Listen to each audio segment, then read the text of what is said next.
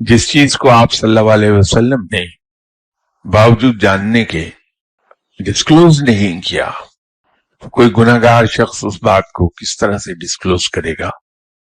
और ना हमें इस कुरेद में पड़ना चाहिए कि जिस बात को अल्लाह ने छुपाया है लोगों से, आप सल्लल्लाहु अलैहि वसल्लम ने भी उसे रिवील नहीं किया, उसके बारे में सवाल पूछना भी नहीं चाहिए, बल्कि एक तरह से हमें शुक्र अदा करना चाहिए कि इस रात को पोशीदा रख के रब ताला ने हमें 10 रातें जागने की तौफीक बख्श दी कि हम लैलतुल कद्र की तलाश में इन 10 रातों में जागकर शब-ए-दारी करते हैं, अल्लाह की इबादत करते हैं, तो मकाम शुक्र है।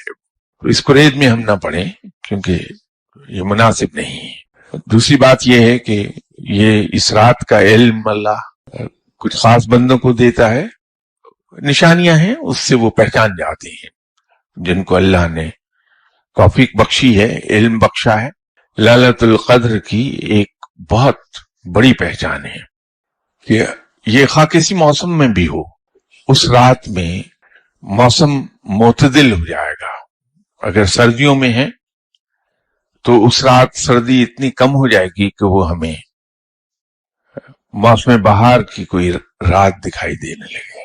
दूसरी इसकी पहचान ये है कि आधी रात या उसके कुछ देर के बाद एक अजीब सी रोशनी फैलती है चारों तरफ।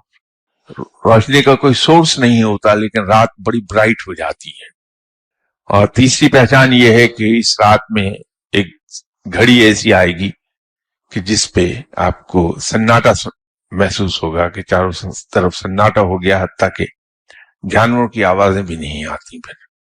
तो ये 3 पहचान तो मैं अर्ज कर देता हूं, बाकी कोई साहिब इल्म, कोई वली अल्लाह आपको बता पाएंगे।